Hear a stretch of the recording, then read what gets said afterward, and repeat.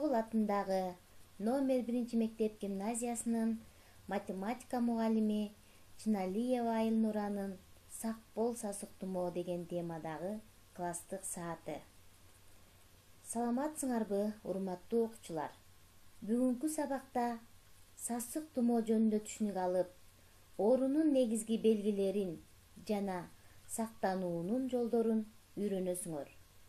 Сасык тумоо бул дем алуу органдарын жабыркаткан жана чыйрыгуу абалына алып келген өткүр жугуштуу оору. Оорунун негизги белгилери: чыйрыгуу, баш оору, дене табынын 38-40 градуска чейин көтөрүлүшү, булчуң жана муундардын сыздап оорушу, жөтөл жана дем алуунун оор болушу, дененин алсызданышы.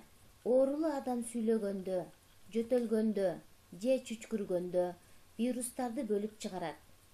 Оорулуу адамдан шилекейдин бөлүкчөлөрү 2,5–3 метр аралыкка чейин чачырайт. Сасык тумоо вирусу аба тамчы жолу менен айлана чөйрөгө тарап, абада 9 саатка чейин, ал эми айланадагы ар кандай буюмдарда 2 сааттан 2 күнгө чейин сакталат.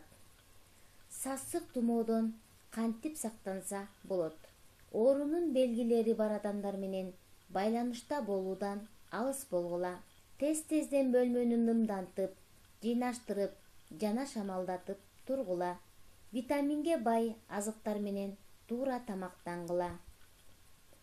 Таза абада көбүрөөк сейилдеп, ден соолукту чыңдагыла. Бөлмөдө бир калыптагы температураны сактоо өтө маанилүү. Сасык тумоонун негизги алдын алуу ыкмаларынын бири болуп эмдөө эсептелинет. Эгерде сасык тумоо менен ооруп калсаңар, эмне кылуу керек? Коомдук жайларга барбастан, үйдө калып, дарыгерлерди үйгө чакыргыла.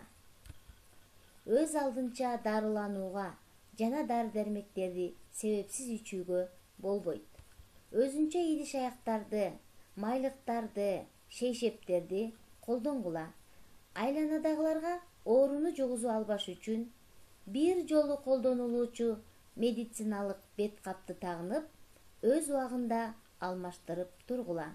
Жөтөлгөндө жана чүчкүргөндө бир жолу колдонулуучу кагаз салфетканы пайдалангыла.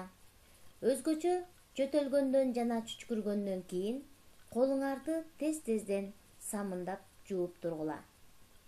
Сасык тумоонун алдын алуу чараларын аткаруу, санитария жана гигиена эрежелерин сактоо менен өзүңөрдүн жана жакындарыңарды оорудан сактайсыңар.